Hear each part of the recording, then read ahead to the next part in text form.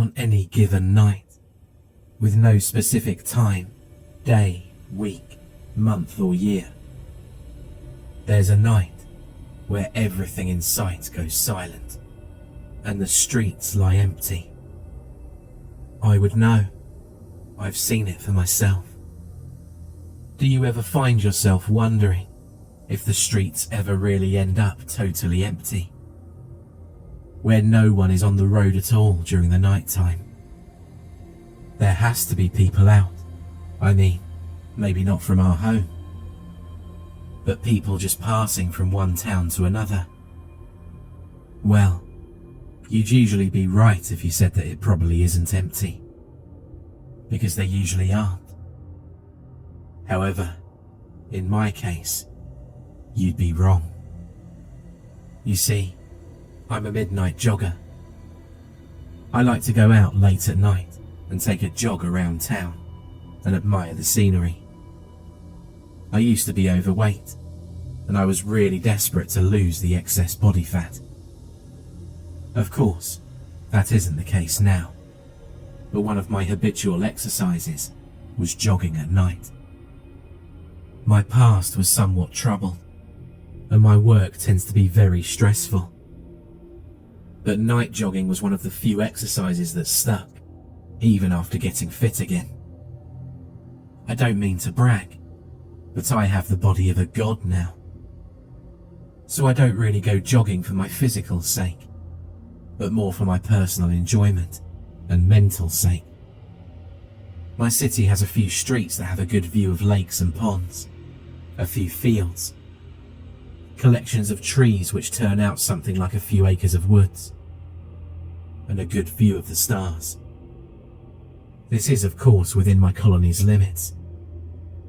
Within the city's limits, however, everything is cramped with stores, restaurants, gas stations and highways. My colony was just one of the few lucky places that kept the best pieces of nature alive. When I jog out at night, there's always a strong sensation of feeling as light as a feather.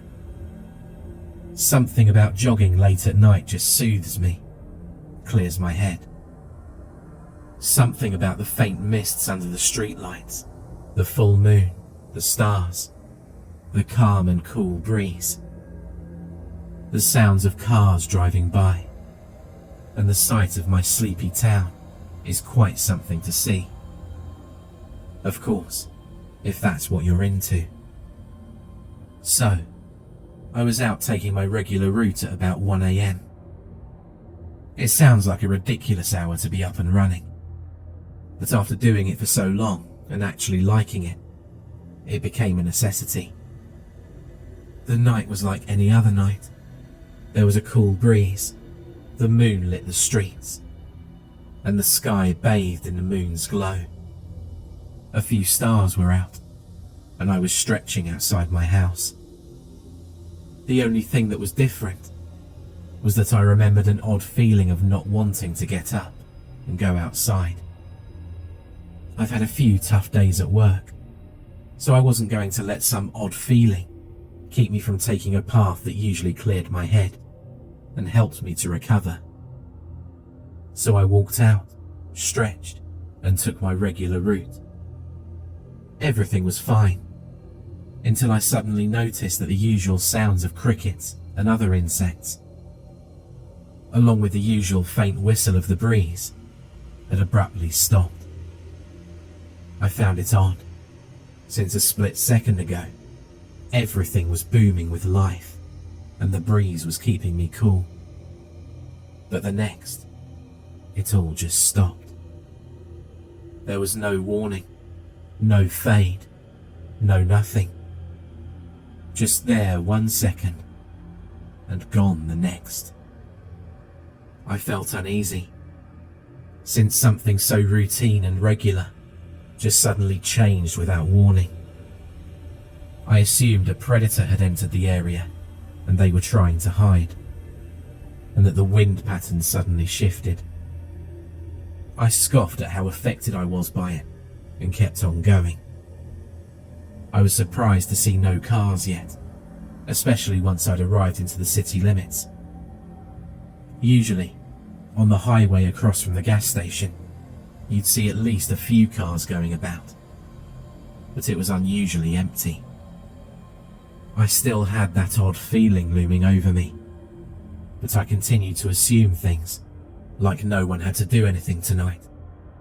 Something to try and quell my doubt and sudden unreasonable paranoia.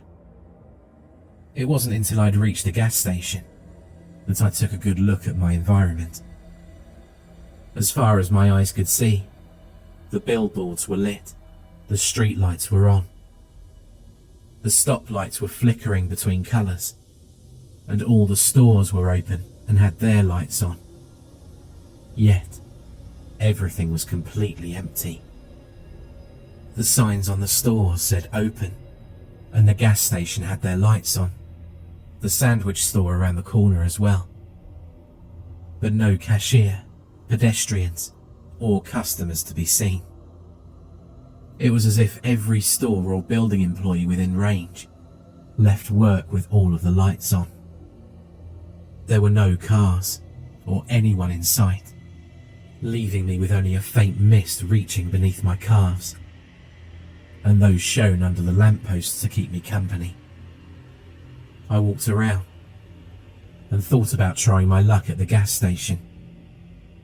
Sometimes I'd go in on one of my jogs to buy a lottery ticket, but in truth, right now, I felt a desperate urge to speak to someone.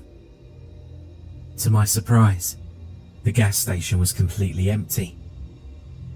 You have to understand that from my point of view at the time, this was very unsettling. The cash register was even left unguarded, and all the doors, including the manager's office, were open. In fact, one of the things I noticed most was that within every building I visited, all of the doors were open, and everything was neatly organised. I walked outside again, feeling frustrated and oddly out of breath, not from the jog, but seemingly from something else. I felt utterly alone, and I felt unusually overwhelming fear, with absolutely no idea of what the cause or source may be. I walked onto the highway and looked at both sides, seeing no headlights or taillights in the distance. The highway was officially void of any cars. It was then that the air became thick and it began to get hard to breathe. I started walking towards any direction, and I realised that it was so quiet that my soft and light steps on the highway floor were echoing. My breath and heartbeat were also uncomfortably audible as well. The silence was deafening, and I felt like a panic attack was about to strike. Then, I felt this unannounced odd shift in the atmosphere, as if something changed, and though I didn't see it, I was sure that something did suddenly change. I felt a calling, an urge so powerful that it came in the form of an itch, urging me to turn to my left. I gave in and turned, to be welcomed by what appeared to be a man standing underneath a lamppost on the highway with me. He looked up at the lamppost's light bulb as it flickered on and off, inspecting it with unquestionable curiosity. I was relieved to see another person, and I began walking over to him. However, the closer I got, the more my doubt and unexplainable feeling grew in effect. I thought he might be a worker trying to fix the light bulb, but then I noticed he didn't have a car to lift him up. Once I was close enough to see his face, I realised that a very opaque shadow hovered over his face, while his hood was drawn over him. I couldn't reveal his identity, since the unrealistically dark shadow that the hood cast kept me from seeing any part of his face. Even more odd since the light was shining at him. It was almost as if he had no face. The shadow almost looked like it was a hole, an unfathomable void of sorts. Almost as if I could stick my hand in there and it would go through. His presence was strong. My mouth went dry. I had difficulty breathing, and my palms were sweaty. I was nervous, but I put my judgmental thoughts of this strange character aside and decided to ask him if he knew what was going on, or maybe if he knew where everyone went. "Good evening," I greeted him, with lack of a better way to start the conversation. "You mean good morning," he said in reply. His voice was dry and almost relating to that of a whisper. It sounded as though he hadn't drunk a drop of water in forever. Though I couldn't see his face, I got the impression he was grinning at me, which appeared to be more unsettling than comforting. At this point, I was really disturbed, and I felt moments away from having a major panic attack, and I didn't know why. Something was wrong. I couldn't see any danger, but something was off.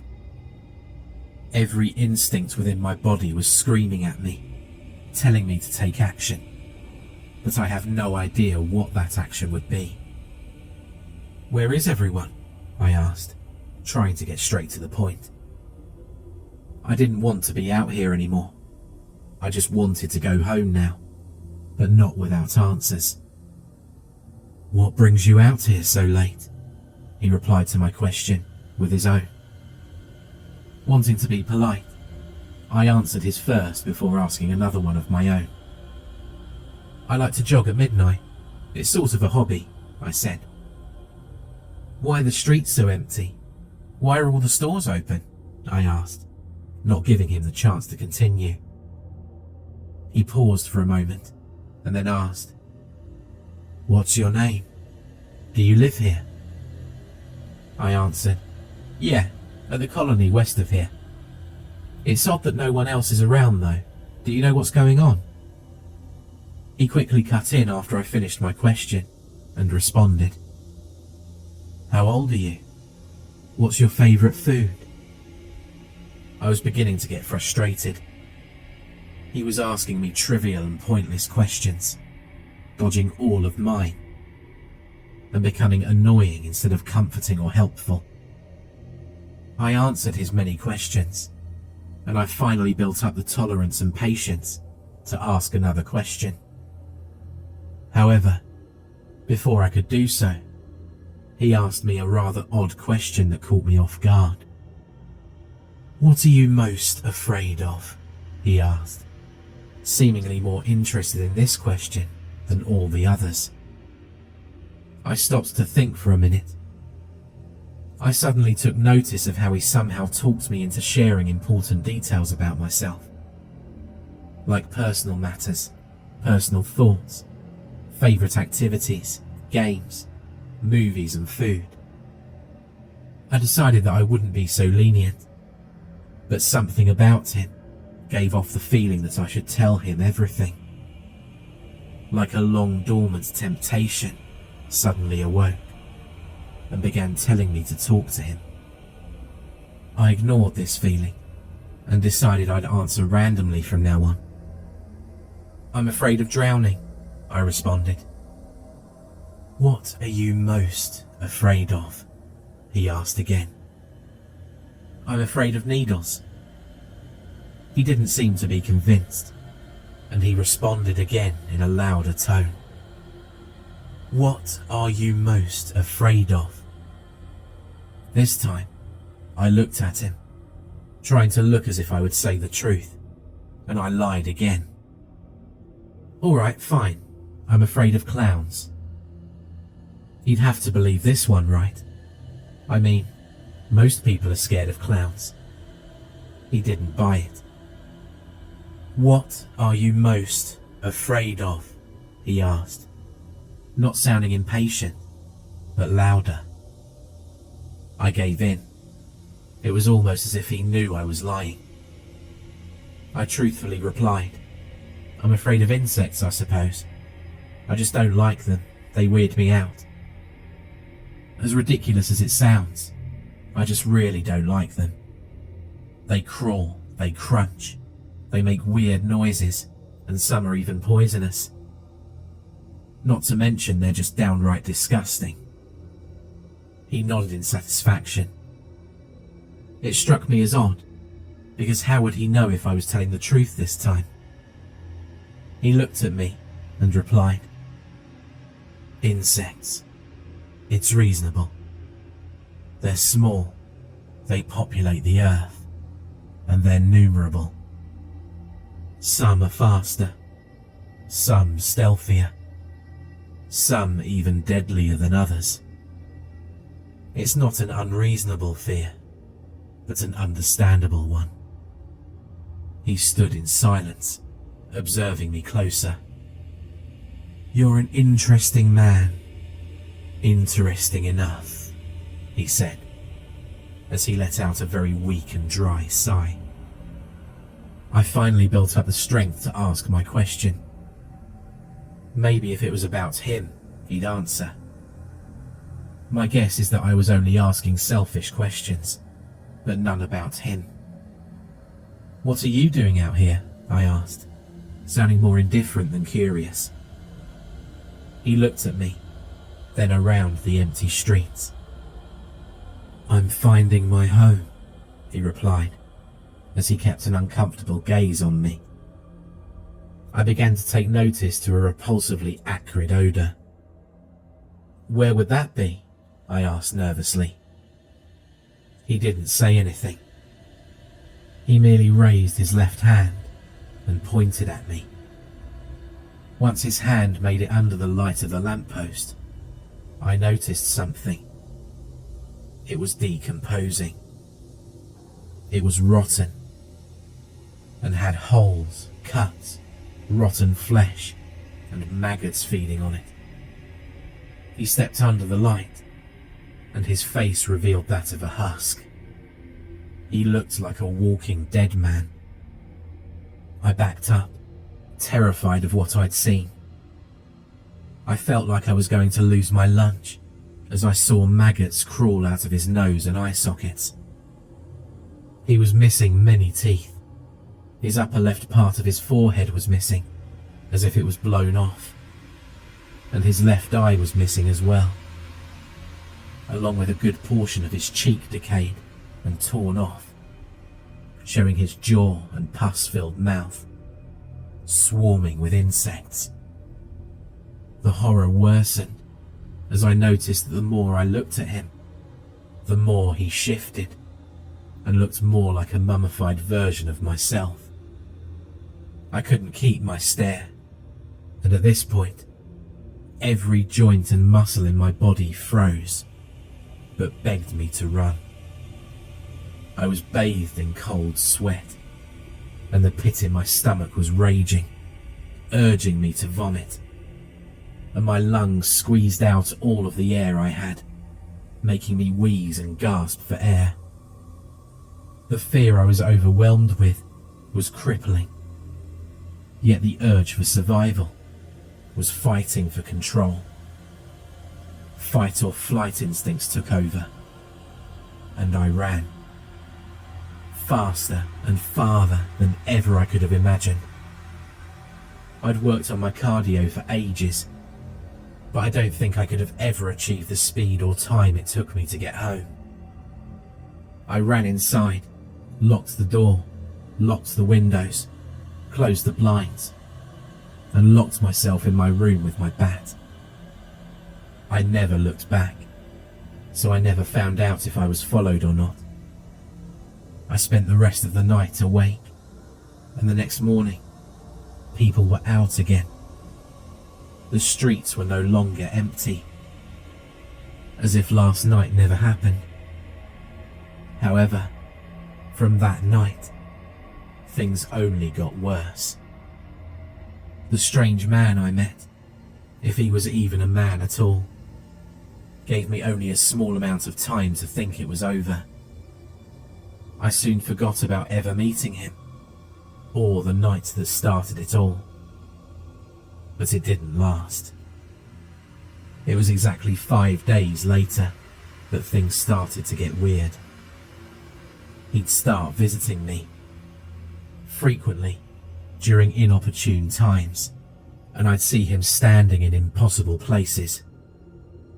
Sometimes he'd appear at the corner of my eye, whereas other times he'd be watching me from the roof of a building, from the bushes, and sometimes from the next room at work. However, it looked like no one else could see him. It seems that at first he's distant, but don't let this sink in, because it doesn't last long. Eventually, he got closer, and you'd see him in the TV, in the mirror, in pictures. One night, I was asleep, and I was woken up by some noises outside, and I could see that the motion detecting lights outside had flashed on.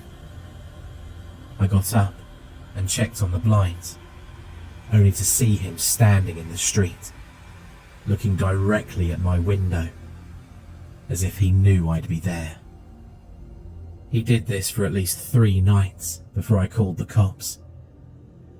They found no trace, and worst of all, they thought I was crazy after going into deeper detail about how I met this person.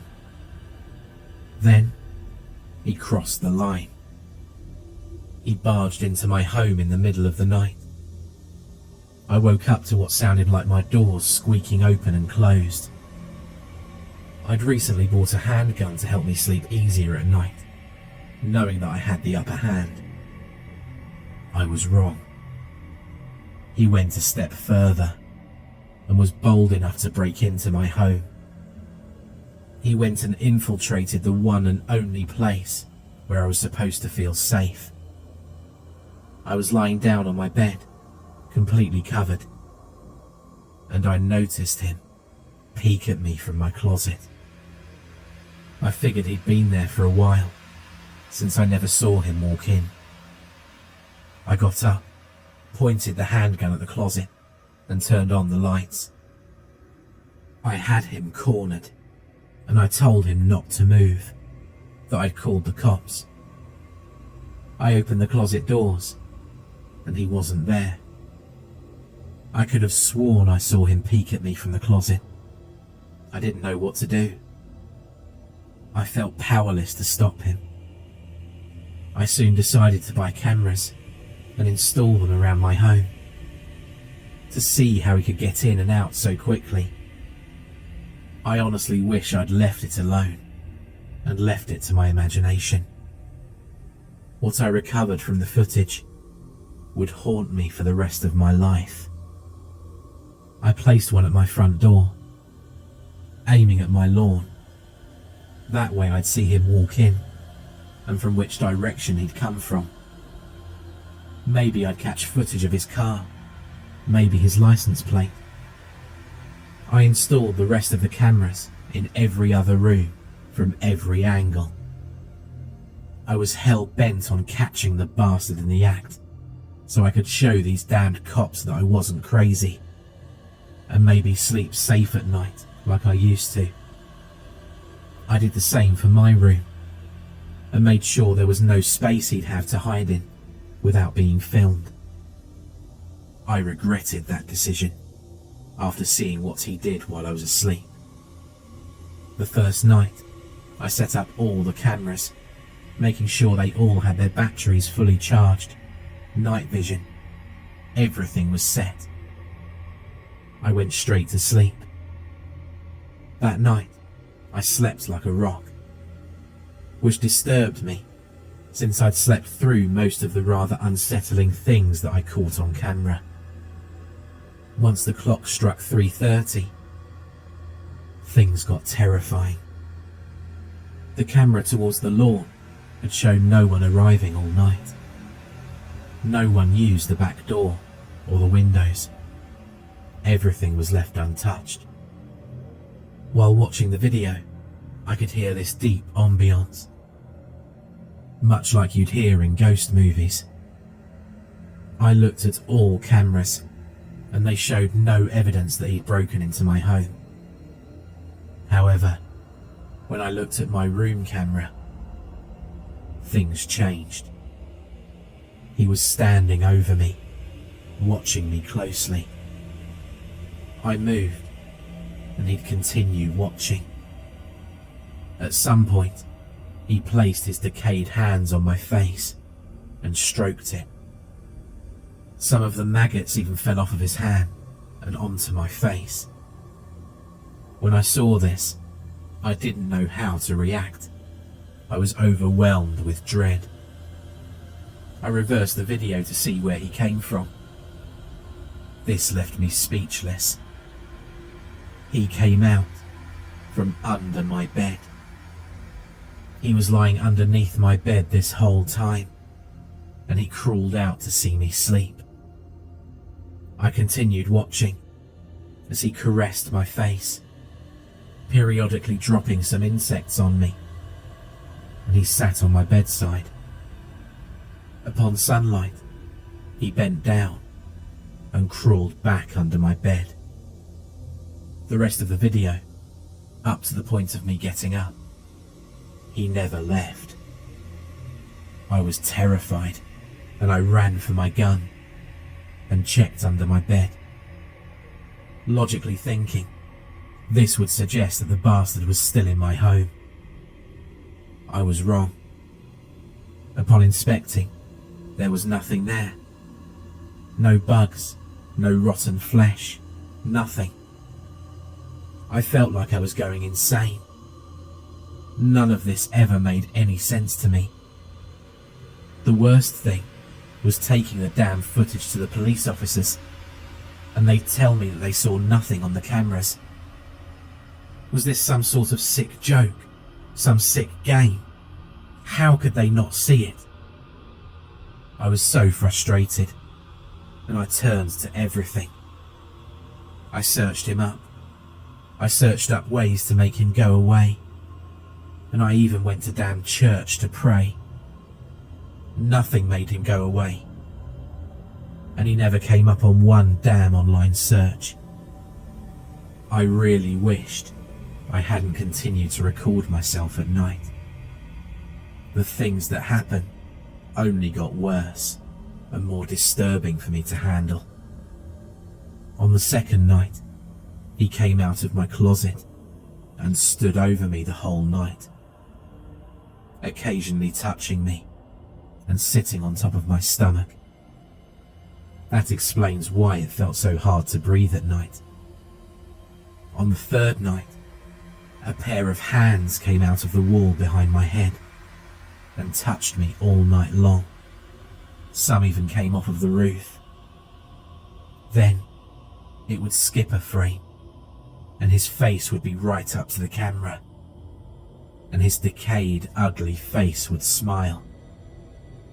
Night 4, he walked in and dragged me away. He walked out of my closet and dragged me outside for the first time ever, using the front door. He dragged me all the way off camera, and he didn't come back until 6 in the morning with my body. This was abduction. This was too much. He'd now officially done something illegal and far too personal. I still have no idea where he took me, and I still don't remember ever waking up to it. Night 5, he began teasing me. He moved my things around. He began breaking things, and at some point, he walked over to a picture of me and my family. He touched the picture and appeared to have taken interest in the people in it. The bastard then looked at the camera as if he was threatening my family. He was going too far. It was one thing to torment me daily, but to involve my family was too much. I'd do anything to prevent him from ever doing what he does to me, to anyone in my family. Night 6 was the last time I ever slept. The cameras shut off, and I caught no footage. He left me a surprise, and didn't want me to catch him in the act. Throughout my sleep, I felt like insects were crawling all over my body and entering my nose and mouth. I wanted to wake up and scream, but there was nothing I could do. I couldn't even move, and I felt every single second pass by that whole night, as if it was an eternity. I finally woke up, thanking God that the nightmare was over. I stood up and walked into my hallway to get a glass of water. My throat felt dry and dirty, and I felt like I hadn't gained any rest from last night's sleep. That's when I saw it, later in the day. The surprise he'd left me, and gone through the trouble of disabling my cameras. At first, I only heard a constant dripping in the rest room. Drip, drip, drip. I'd ignore it after eating breakfast. I thought it would eventually go away. Maybe it was the faulty shower head, letting some water out. It'll tighten up eventually. After half an hour, the dripping continued, and I noticed a foul odour, as if something was rotting. I heard the dripping again, and decided to investigate whatever was on the other side of that door, causing the smell and the sound. I was welcomed by the neighbour's cat, mutilated and strangled by its own intestines. The intestines were left hanging out, and also tied onto the shower pole that supported the curtains, for me to see as I walked in. I felt like vomiting again. The bastard went out and killed the neighbour's cat, and left it in my rest room for me to see. But that wasn't all. I turned towards the mirror to see a message, written in what I believed to be the cat's blood. "I know what you're most afraid of," were the words, splattered over the mirror. I couldn't hold it in much longer, and I threw up.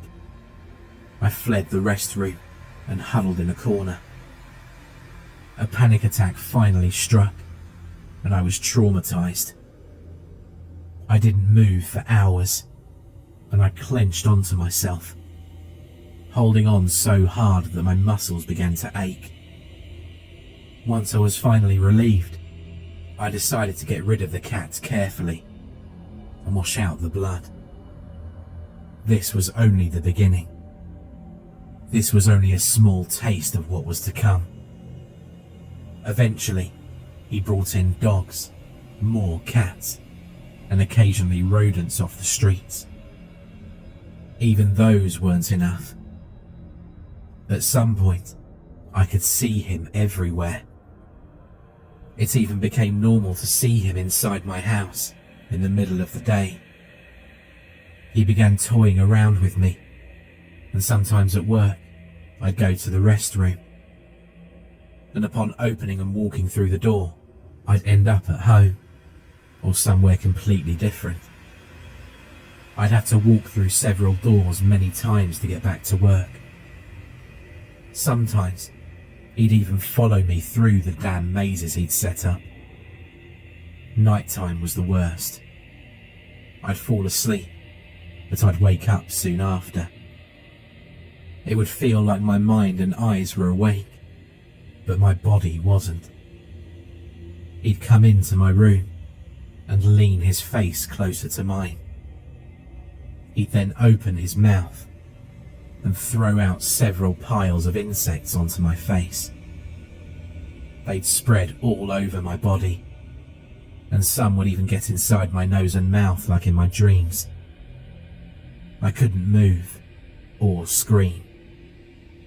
This lasted the whole night, and I haven't slept for at least 3 weeks, surviving only on coffee and whatever else I could get my hands on. It's all too much. and I'd have to sleep eventually.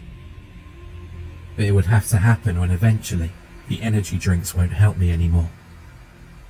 Soon enough, he'd enter my mind and tell me things, whisper things, and I'd feel his breath beside my ear as if he was standing right next to me. He'd tell me to hurt people, hurt myself. It was all for his amusement. It wasn't until I'd blacked out and woken up with a knife in my hands and my arms and hands fatally cut that I'd officially lost all control. I was a mere puppet to him, and he told me that I was slightly more entertaining than the others. I assumed that there were other unlucky bastards like myself. I quit work, I lost contact with friends, and I hardly left home. I was always huddled in a corner as he'd torment me for days. I didn't even eat. I began starving myself, since everything I would eat would have insects swarming all over it. I'd pour a box of cereal into a bowl, and it would have roaches everywhere. Not even my body felt clean. Sometimes I'd feel things crawling in my skin. When I'd see what it was, it'd look like a bulge was moving around on my skin, like they were within my flesh. He wasn't done with me yet. Being with him every single day made death look like a dream, a favour, something I couldn't wait to experience. It was the only cure. With all of the time I had to sit and rot in my corner, I thought of how all this came to be. It all began to click, but it was nothing that would save me. Maybe it could serve some use to you, but it's already far too late for this information to help me in any sort of way. You see, he eventually whispered in my ear, telling me that I didn't fear anything else anymore. That he was the thing I feared most now, and he took pride in it. As if he loved being the thing that I hated and feared the most. "I know you fear me," he would whisper in my ear with his dry and faint chuckle. "And I love the way your fear tastes, keeping me nice and cozy, nice and healthy." He'd talk about my fear as if it was some kind of drug, something he was addicted to, and something that made him feel insanely delighted. The strange thing is that the more I saw him, the younger and more lively he'd look. He'd have fewer bugs on him, and he'd look less rotten and dead. He'd look more human, the more crazy and unstable I got. In fact, he looked a lot like me, minus the several bug bites, the terrible scabs, the shaking, the bony body, and the bags under my eyes. It all began to make sense. The night I met him, he was all alone. No one else in sight, and he constantly looked like he was looking for something. The questions he asked, saying that I was interesting enough. He was testing to see if I was good enough for him. Don't you get it? He was looking for a home. He makes his home inside of you, inside your head. He leeches off of you, and he never leaves. He was alone that night, looking to make someone his new home, someone to torment, someone to feed off of, and I was there. He made me his home. So if you ever go out at night and see that the streets are completely empty, go home, watch TV, read a book, chat with friends, go to sleep. Forget you ever stepped foot outside and just go home. I beg you, Don't set foot outside. If you see this man, go away. Don't talk to him. And sure as hell don't let him know who you are. Remember what I told you? On any given night, with no specific time, day, week, month or year, there's a night where everything in sight goes silent and the streets lie empty. And they're empty for a reason. For more terrifying creepypasta horror stories, check out the playlist or the video on screen.